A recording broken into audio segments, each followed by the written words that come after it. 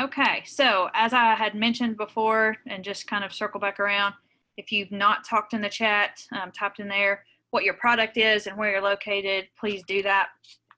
And we are going to get started. So Smithson, I'm going to turn it over to you. Well, thanks, Tiffany. Good morning, everyone. And for those of you who are in the visual arts and creative arts and want to know how to market your product, perhaps we'll have a little bit of information that you can use from this. For the rest of you who might be involved in the food industry, I'm certain you've come to the right place. And want to welcome you back. I'm sure many of you have attended the previous sessions. This is the fourth of what I believe will be 5 sessions. The first one was an introduction to the value-added foods industry. The second was business preparedness for launching your small-scale food business. The third was essentials of what you need to know when manufacturing a food product. And today we're going to talk about marketing. Obviously, if you can't sell a product, it's not going to be successful no matter how good it is. And so I'm hopefully going to give you a few tips that you're going to find useful. As we go through this and you have some questions, if you have questions, yes? I was just going to say, do you want me to tell you a little bit about the people that are on the call, or you want to wait just a minute? Yeah, that would be wonderful. Yeah, I'd love to know. Okay, so we have a dog food business. We also have someone looking at opening up a restaurant. We have some art and other entertainment. And then we have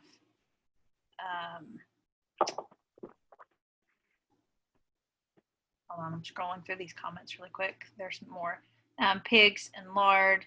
And then we also, I know we have some sauce and eggs and sheep. And then we also have somebody from Organic Grower School joining us today too. Yay, good. All right, guys, that's the gist of it right now. Okay, just quick background on myself. I'm affiliated with Blue Ridge Food Ventures, which is a shared use food processing facility located in Buncombe County. It's 11,500 square feet and contains several kitchens for value-added food manufacturing. I have a very varied career over the last 30 years or so, but most of it has been involved in the value-added foods industry. I worked for the North Carolina Department of Agriculture for about 10 years. First half of that was serving as the Asian trade specialist, promoting large-scale sales of agricultural commodities to the Far East for the most part. We also involved ourselves with shelf-stable value-added products, things like Cheerwine, Slim Jims, Lance crackers, things that are made in North Carolina that you might not be aware of, Texas Pete hot sauce. So I learned a little bit about that. The second half of my career with the state of North Carolina was as the agribusiness developer for Western North Carolina, which was almost 180 degrees opposite from what I was doing before, which was really promoting, container load exports to the Far East, and then pivoting to working with very small scale farmers who are trying to survive the loss of tobacco income and other tumultuous economic shocks that were sort of going into the farm economy in Western North Carolina. So you could say I've worked with the very, very largest there are and the very, very smallest there are. So hopefully that's given me some perspective. What I'm going to talk about today is essentially what I call catching eyeballs and making sales. I like this photograph as sort of the kickoff slide because this is where the rubber meets the road. This woman is probably the chief purchaser of food for her household. Her decisions probably affect thousands and thousands of dollars in sales, and she's looking at a product right there. And the success or failure of the company that's making that product is what she does next. If she puts it back on the shelf and moves down the line, that company may be out of business next year. If she puts it in her shopping cart and a million other people do that, that company could be a raging success. A couple of things I want to cover: basics, brand development, design, trademarks, and copyrights. It's a good idea to trademark and copyright your intellectual materials that are associated with your brand. The cost to trademark a logo is between $225 and $600 in the US. You can do it just at the state level if you want to, but you won't have the same level of protection. Your work is under copyright protection the moment it is created. There used to be a process where you had to file your copyrighted material with the US Copyright Office. That no longer is required, but you do have to prove that you created that item in a moment in time. The poor man's copyright is typically to mail your work to yourself in an envelope and not open it when it returns. That may or may not work in certain cases, but nevertheless, your copyrighted work is your property the moment you make it, and that goes for you, those of you who are doing art and songwriting and things of that nature. In general, it is not possible to copyright, trademark, or patent a recipe for a food product. And that is because you're usually aggregating various materials that come from different sources. So you can't say, I'm making chow chow this particular way and nobody can ever use that same ingredient. So you can copyright and trademark your logo and your written material and your visual materials, but not the actual food product itself. Logos and packaging design are really, really important. And these folks like at Quaker Oats, they've designed packages for years and years, and they know that they have a split second to catch somebody's eye, to make them stop and decide whether or not they want to buy their product. So we take this very, generic, basically a generic type of granola cereal. Quaker Oats is making it, but they're trying to give you a lot of information that goes above and beyond the fact that this is simply granola. If you look at this carefully, it's imparting a tremendous amount of information in a very, very short period of time. What I find interesting is if we were doing this live, I'd ask for a show of hands for what you see that stands out to you. But first of all, you see Quaker, established 1877. So you know it's an old brand. It sort of gives a solidity to it. But then if you look over here, we have a new look, right? It's also good for you. Remember, I think in a couple of sessions ago, I said that functional food that has a positive health benefit is very attractive to a lot of consumers these days. This is an excellent source of fiber. I'll tell you, the granola was an excellent source of fiber a long time before they recognized that they could market it as such. So they're simply saying, this is now an excellent source of fiber. You may not have known that before, but that's what people are looking for now.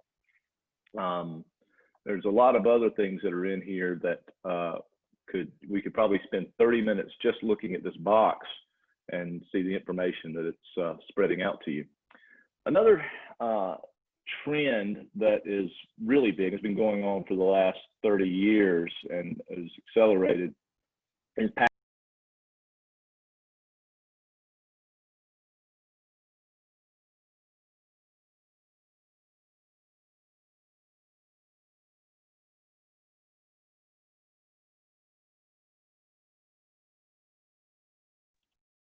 Hello? Tiffany, can you hear me? Yes, I can hear you. Okay, because I was disconnected for just a moment for some reason. That's why we co-host. In case one of us dies, the other one's still there. Yay, team. Okay, so back to the slides. The slides, you guys reshare the slides. Oh, gotcha. Thank you. Sorry. Yeah, I'm sorry too. Share screen. And there we go. Yeah, I'm sharing the desktop and not so much let me go back to share and see if I can share the, well,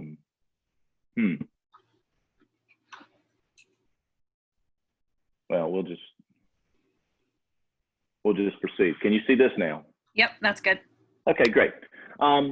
A big trend is individual packaging. If you look at this Quaker Real Medleys, which is, I'm not sure that it's not exactly the same as the granola, but people more often are grabbing this, and these are often impulse buys. This might be at the end of an end cap on an aisle. It's sticking out, and somebody says, "Gosh, I think I'm going to take that home and eat it right now." So that's more popular, more and more popular than the larger bulk packaging.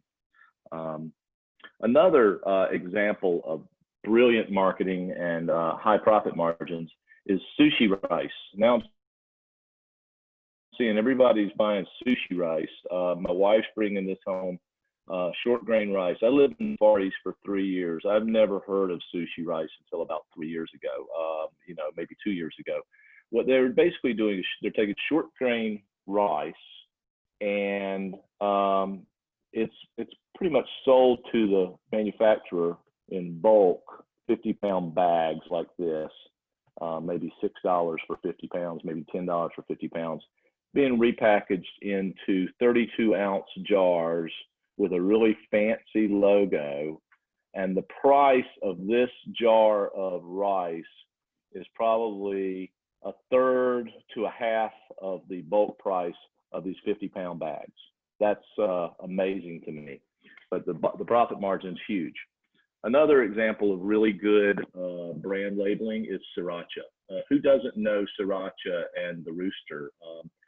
America used to be the land of bland food. We basically inherited a lot of our dietary habits from England, where they're not known for the most spicy food in the world.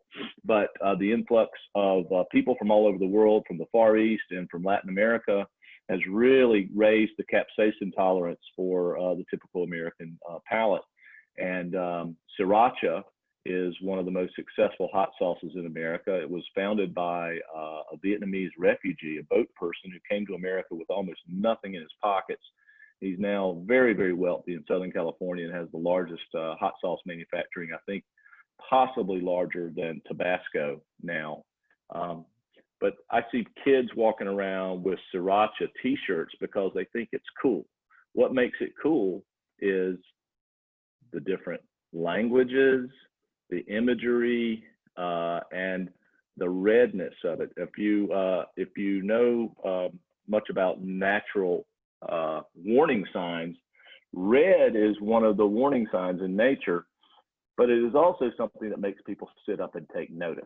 So it's not uncommon to see marketing materials that are in red and bright yellow, because both of those are colors that we've learned in nature to pay attention to. It's interesting that you can pay attention to it and not necessarily be scared, because it can be attractive as a food. Another example of that, Devil's Foot ginger beer, made right in Asheville, North Carolina, jumps right out at you. A nice spicy ginger beer. Trademark logo and packaging, a couple things to talk about. It's at least as important as what's inside, because if people don't pick up the product, they're never going to taste it. You can have the most tasty stuff in the world, but if people don't try it, it's not going to sell. Your packaging needs to be distinctive, attractive, and interesting. Be willing to spend money on your packaging. Don't overlook that. It communicates an idea or a concept beyond the actual product. An important thing to remember when you're selling a product is that you're not really selling the product. You're selling the idea behind the product.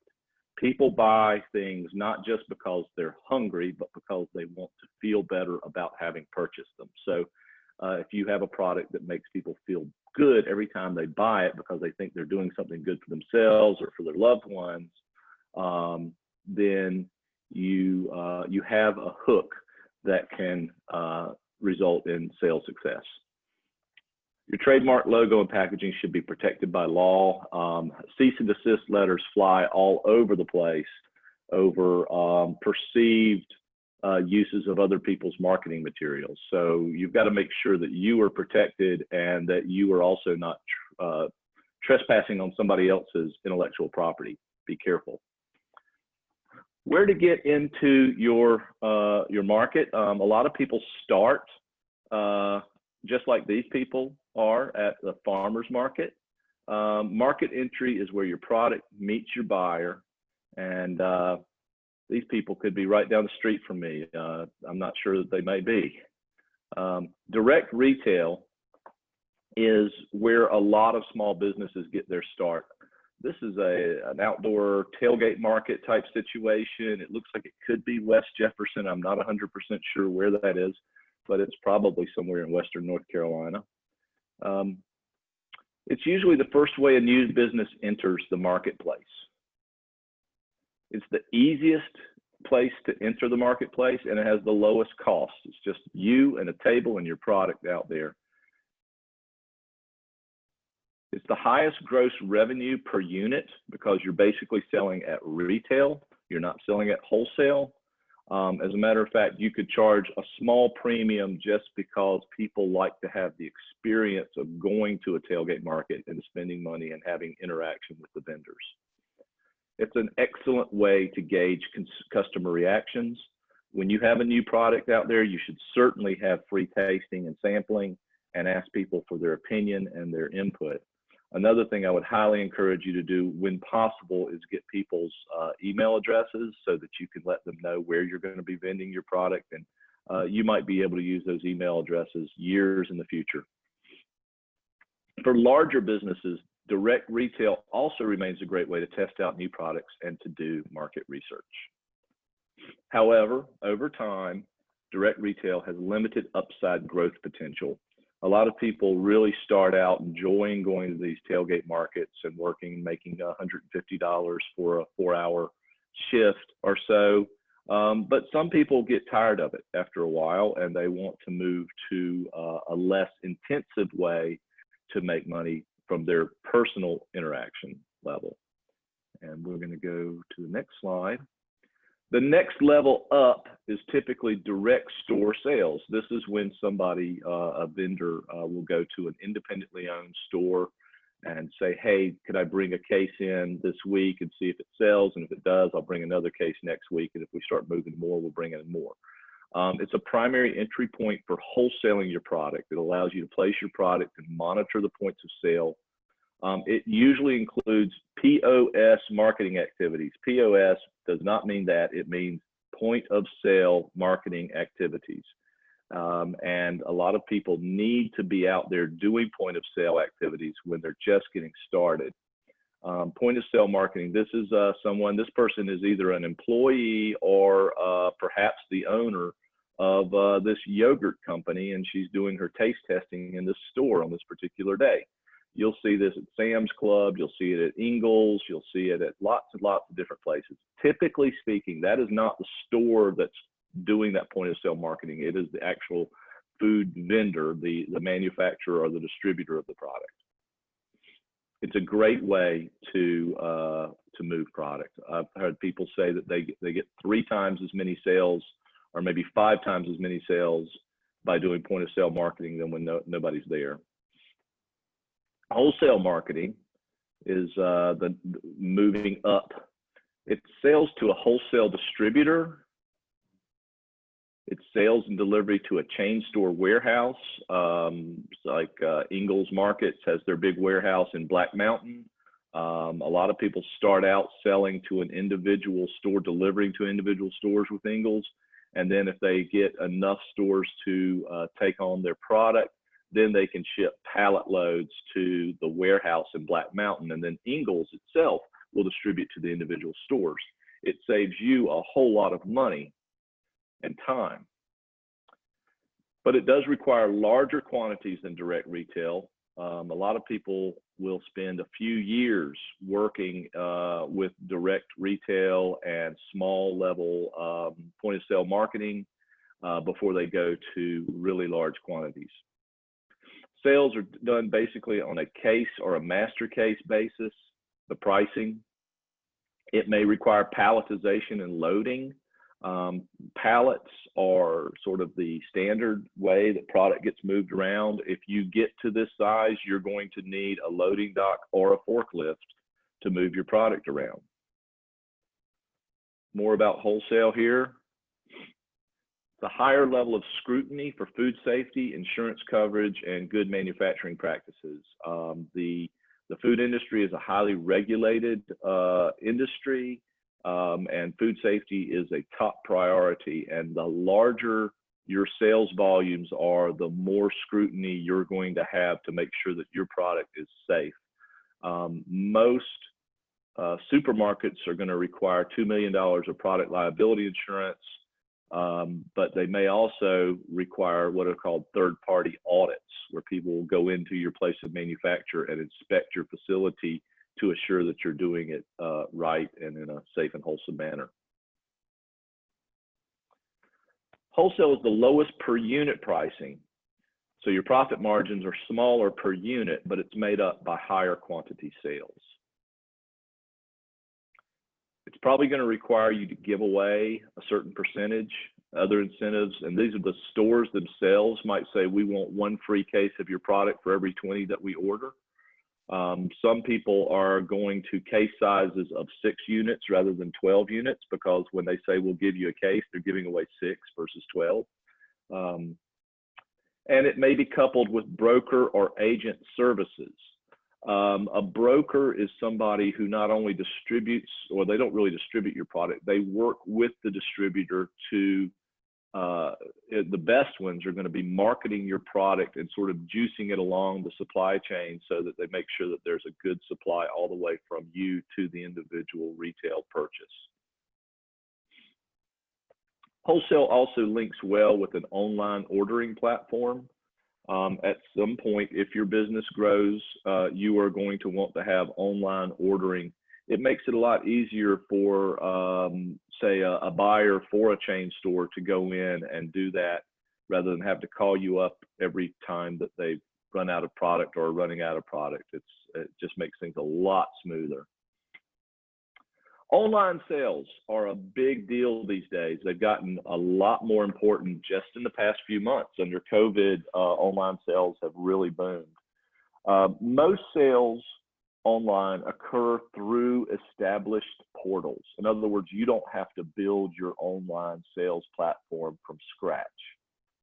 Amazon obviously dominates that, but other large portal types are starting to move product or serve important roles in marketing your product.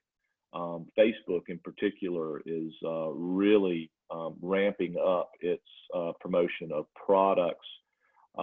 And the algorithms that people like Facebook and Google have developed over time have gotten so good that they can target market to people who they have a very, very high confidence that they're going to be interested in a given product. It's really both fascinating, impressive, and a little bit scary. Nevertheless, online sales through other portals should be coupled with a standalone website. You should have a website for your product or your company that sort of assists in the parlay to the online portal sales. You don't have to do the sales right through your website if you're pushing them back towards Amazon and whatnot. This does require some professional development and constant monitoring. If you get to a point where you are involved in wholesale and online in a meaningful way, it's worth spending a good bit of coin to make sure that this is done properly. It's not suitable for all products. Refrigerated products have a hard time with online sales. It doesn't mean it can't be done. It just makes it a little bit harder. Things that have very, very limited shelf life or somewhat fragile for shipping also are problematic. Trade shows. Once upon a time, there were these things called trade shows, and most people would go to them to get their sales.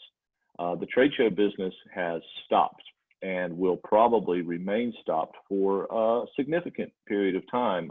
I don't expect there to be major trade shows until sometime next year, if we're lucky. It's just too much of a risky environment for spread of COVID when you have people coming from all over the country and mingling with finger food. Nevertheless, trade shows are a great way to market your product, and when they come back, I think you should consider going. It's the biggest bang for the buck. All serious buyers attend trade shows. There's an opportunity to assess markets and your competition. It's a chance to establish a personal connection with buyers. And I can't emphasize how important this is, because a lot of times the decision on whether to buy your product might not be that your product is necessarily perceived to be better than your competition or significantly cheaper than your competition. It could boil down to the buyer likes you and doesn't like somebody else. It could be a personal preference. I'd rather deal with this person than that person. And that is the beginning of good long-term relationships. So establishing that personal connection is important. It is the best entry for wholesale ready sellers. If you have a significant amount of product, you've been experienced with direct retail and small scale wholesale, and you're ready to go big time, this is where you need to go. Why not go? Don't go if you're too small to service wholesale accounts.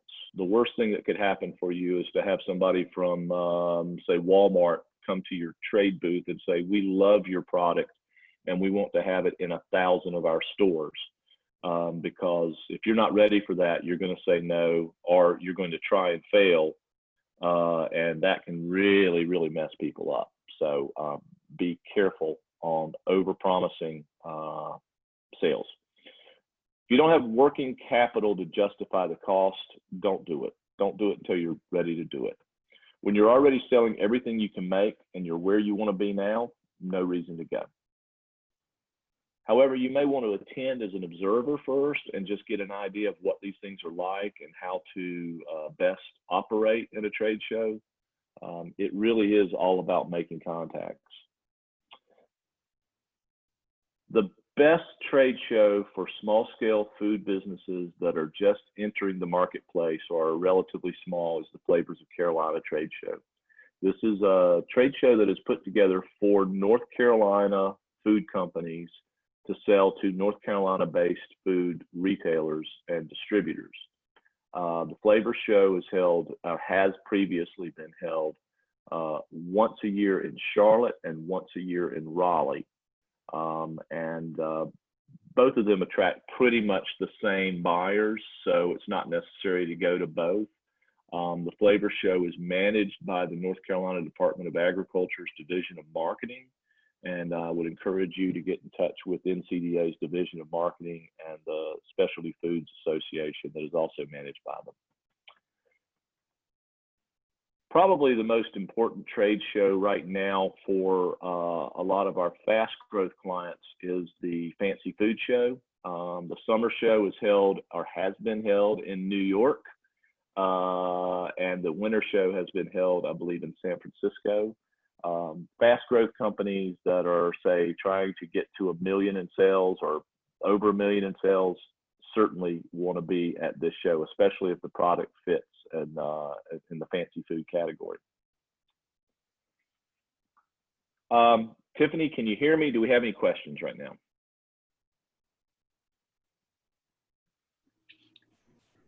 I can hear you.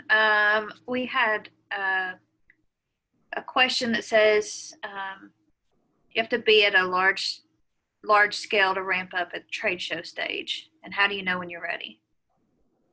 Well, I was just well, I think how you know you're ready is when you have the capacity to meet larger wholesale orders. That's a really important thing, and you have the desire to do that. You want to go into that growth, and you have the money to spend on going to the trade show. The larger trade shows can cost $10,000 for a booth. The Flavor Show is almost free, so that's what makes it so nice to go in. So I would, if you haven't been to these level of shows, I would look at going to the Flavors of the Carolina show first, and then decide for yourself if you want to continue or if you want to go to a national show. Hey, Smithson, this is Laura. I'm wondering, does the NCDA, are they the sponsor of the Flavors of Carolina, and do they have support for trade show participation?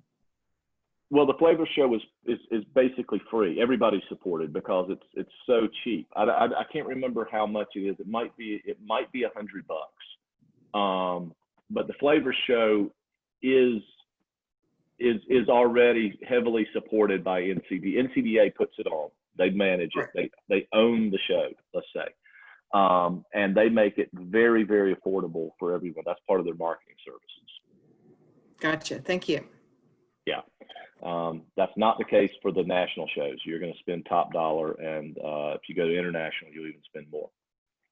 I want to pivot to a couple of case studies because a lot of times people come to me and go, gosh, does anybody make a living in this line of work? I mean, when you're really small, how do you compete against Procter & Gamble or you know, Unilever or anything like that? And you know, if you're making ice cream, isn't Ben & Jerry's going to eat your lunch? Well, the answer is probably not if you're making a good product and you've got a unique angle to promote. I'm going to bring up Lusty Monk Mustard. Some of y'all may have heard of Lusty Monk. This is a fantastic Dijon mustard that is made here in Asheville, North Carolina. The owner is Kelly Davis. Kelly is a very quirky, extremely intelligent person who used to be a bartender at a local tasting room for a brewery that served pretzels. And Kelly had been making mustard at home, the Dijon style kitchen, sort of the way people in northern France make mustard at home. And she brought it to the bar for use with the pretzels, and everybody loved it and said, Kelly, you should go into business with this. And so she did. She also came up with not just a fantastic mustard, but a fantastic logo and a fantastic story behind it. The Lusty monks of the Middle Ages were the only people who would actually make, I think what the story goes that that mustard was considered to be an aphrodisiac. So most monasteries prohibited the consumption of mustard, except for the Lusty monks who made it themselves. None of this is true. It's all made up. It's a complete fabrication, but it's funny and it's a little bit cheeky, and people laugh and they like the label and they take it home and they try it and they go, my God, this is the best mustard I've ever had. So it's a good combination of outstanding marketing and an outstanding product. And I will tell you that Lusty Monk Mustard is probably 3 times as expensive as the next, say, a national brand mustard that is shelf stable. This is a refrigerated product. It is fresh. It's not cooked. And that gives it a zing that is really different from the old Gulden's mustard or what have you. Another example of a local success is No Evil Foods. A really, really big trend in the past 5 or 6 years has been what's called plant-based meats. And this is basically proteins that are made from plant materials. No Evil Foods was started by a couple, Michael and Sadra, had traveled through Southeast Asia. They were vegetarians, and they had come across these restaurants in Southeast Asia that serve faux meats. You'll go in and it looks just like chicken or pork or fish, and it's all made out of plants. This is particular as wheat gluten. It's vital wheat gluten is their primary ingredient.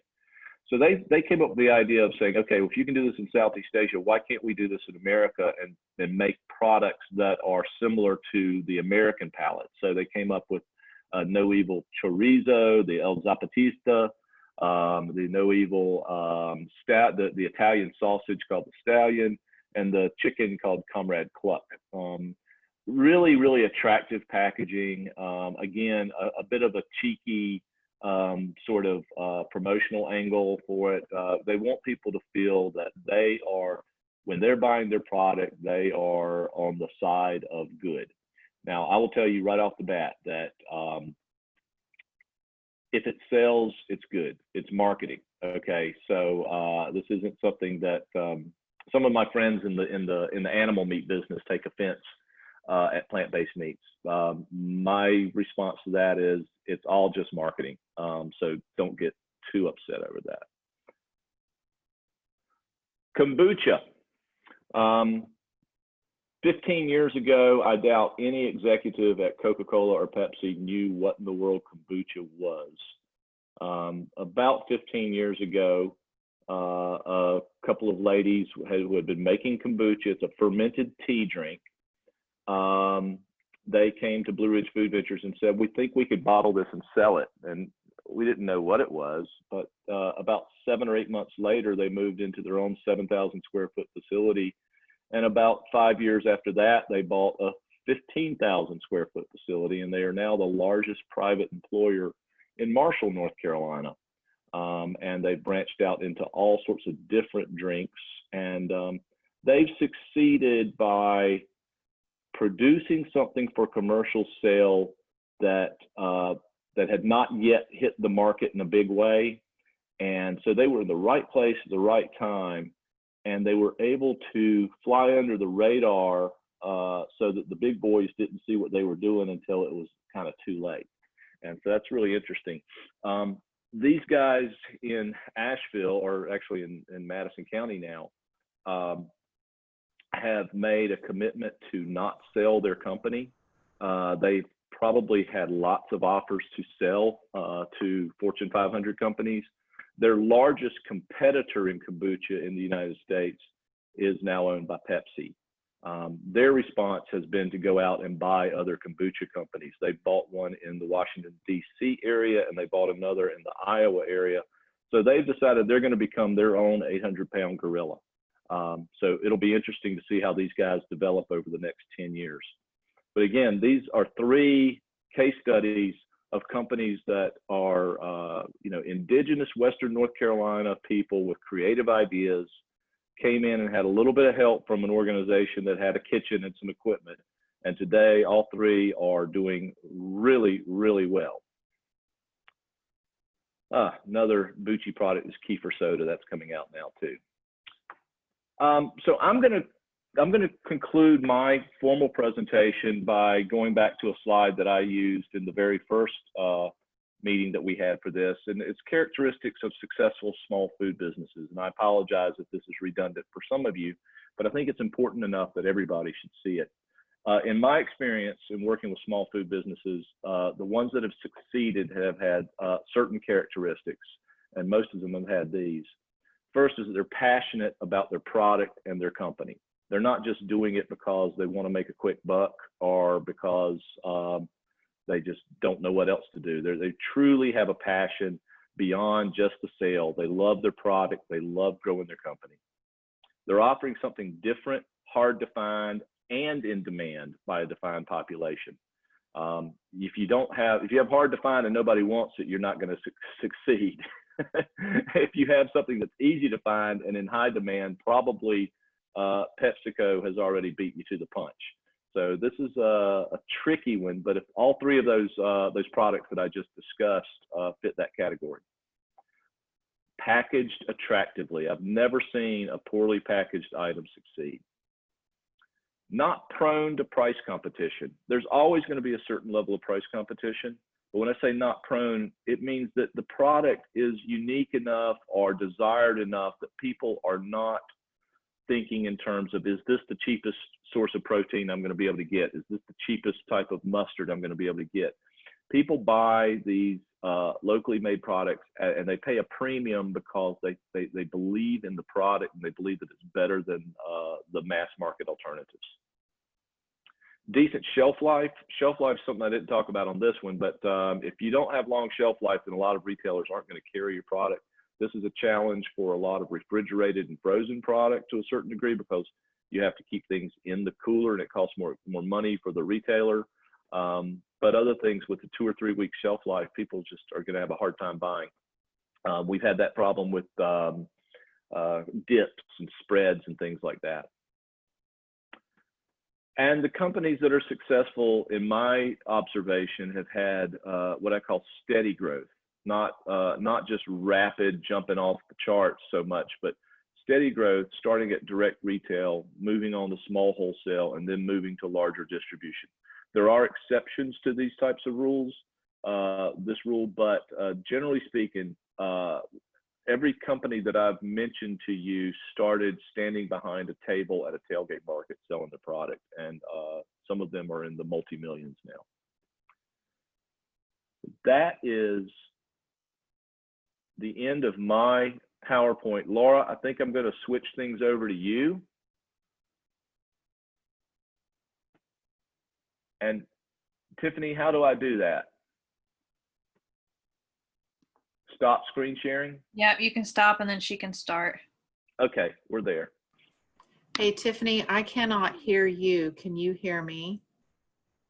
I can. Are we repeating yesterday? Okay, I'm going to call in.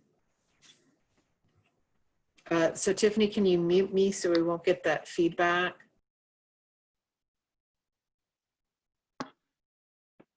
Okay, so we'll wait and let Laura call back in real quick. If you've got questions for Smithson, go ahead and type those in the chat while we're waiting on Laura to join us back. You've got just a few minutes to do that.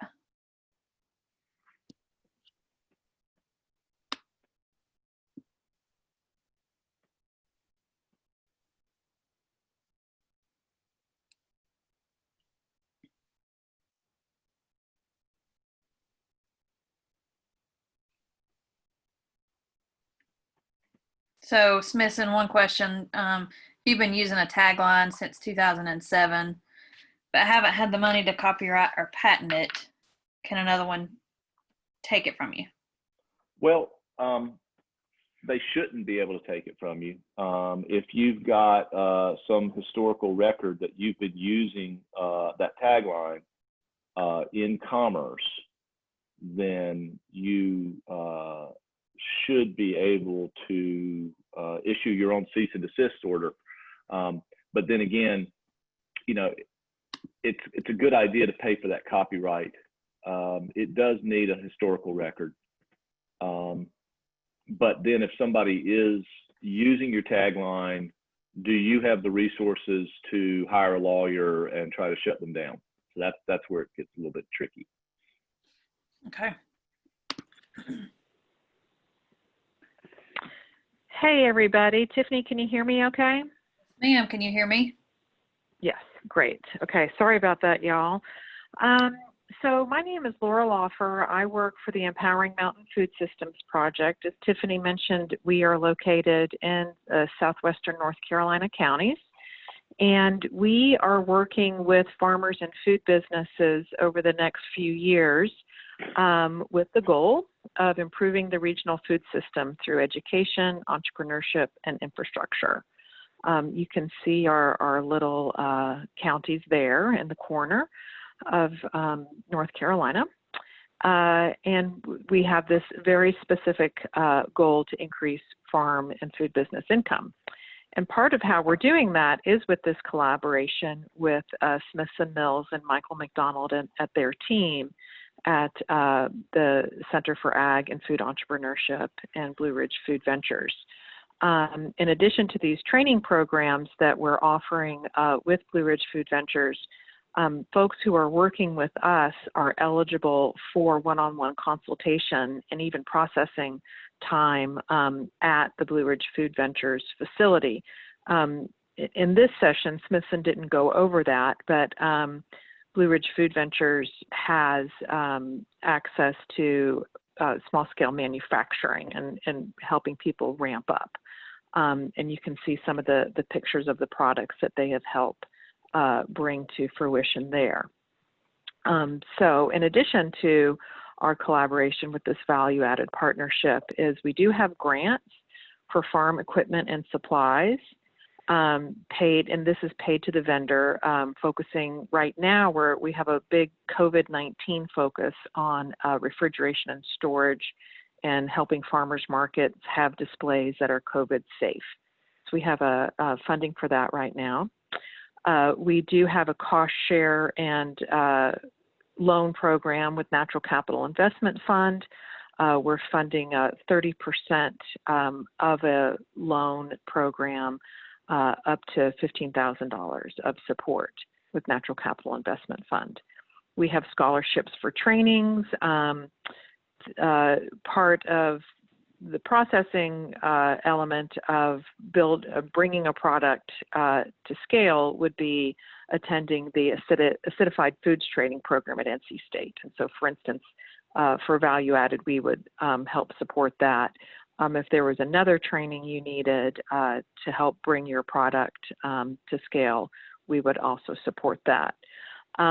If you're interested in agritourism, you know, we have a goat cheese farmer now who has a value-added product, and she has classes, and so we are supporting her agritourism efforts, and also through the North Carolina Farm app in Cherokee, Clay, and Graham counties.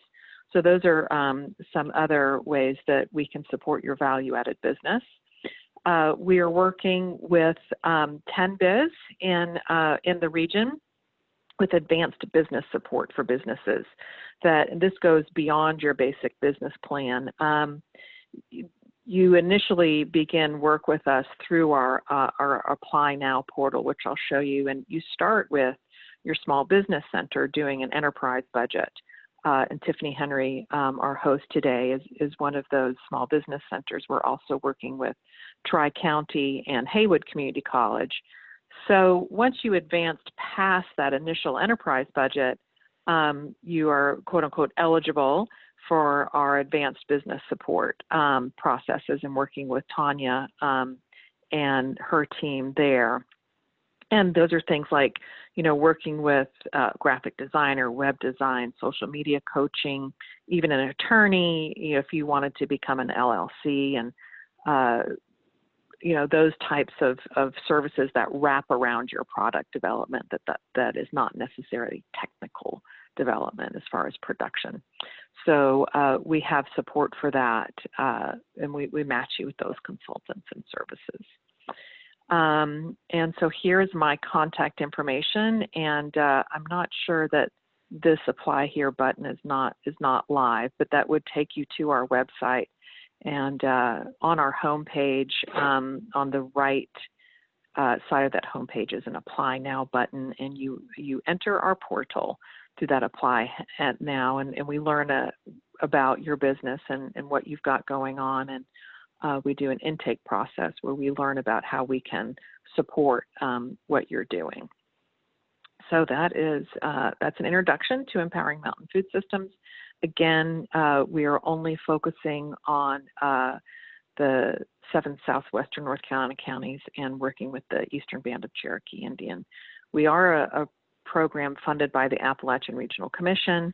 We're hosted by North Carolina Cooperative Extension at the Eastern Band of Cherokee office in Cherokee, and we have funding from the Cherokee Preservation Foundation. So with that, I will end. If anybody has any questions about the Empowering Mountain Food Systems project, I'm happy to address those. Thank you, Laura. I can't see So the we've got chat just box. a couple of minutes. If anybody has any questions, please feel free to type those in the chat, and we will get you an answer. I want to thank you guys for joining us today. Again, we will have our 5th and final seminar on our webinar on next Tuesday, 10 o'clock, and that one is food businesses and COVID-19. So short and long-term changes to how food is sourced and used. So that's our topic for next Tuesday. So make sure you register for that one. And doesn't look like we have any other questions. So with that, I just want to thank you guys again for joining us, and we hope that this information was helpful. Feel free to reach out to either your small business centers or directly out to Laura, and we will be happy to help you. Thanks so much, and we hope y'all have a great day. Thank you. Thank you all.